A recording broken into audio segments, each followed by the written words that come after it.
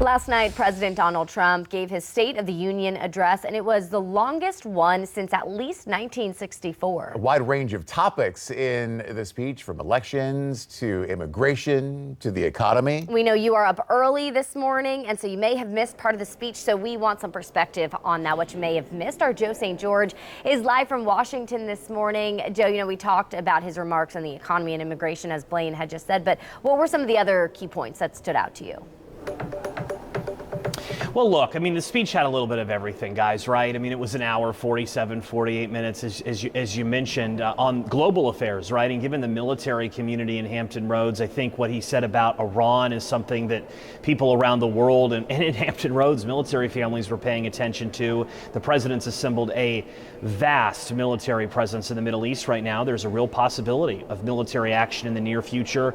Last night, the president said he still wants a deal first, but that he will not allow Iran to get a nuclear weapon. As far as the biggest issue of our time for Americans, right, people waking up with us, it's the economy. Every poll still shows that's the issue on the minds of so many Americans. The president declared victory essentially over inflation. He called on Congress to permanently ban large investing groups from buying single-family homes. That's a big deal in housing. He said on health care costs that he wants Congress to pass a bill that would send money more directly to the American people to pay their bills, although the context there is important. Difficult to see the votes for that coming together between now and the midterm elections.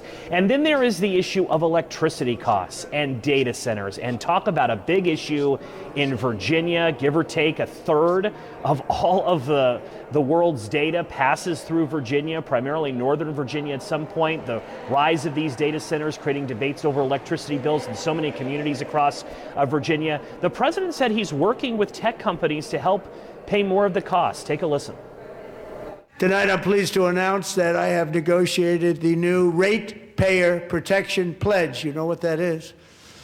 We're telling the major tech companies that they have the obligation to provide for their own power needs. They can build their own power plants as part of their factory so that no one's prices will go up. And in many cases, prices of electricity will go down for the community, and very substantially down.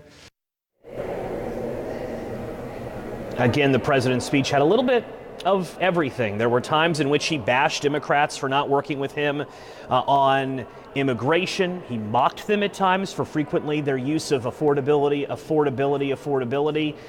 The most patriotic and boisterous moment, no doubt. Blaine, maybe you caught it. I know you're a hockey fan. When the U.S. men's Olympic hockey team made an appearance, multi-minute standing ovation, a nice bipartisan moment in the State of the Union address. As far as Governor Abigail Spanberger, right? Big moment in the spotlight, Democratic response. Afterwards, she looked in the camera and asked Americans watching, do you really feel it? Are you really feeling as though the president is working for you? Do you feel his policies are making a difference? So what a night in American politics. And now we'll get some coffee and dissect what happens next, and if anything can actually become law.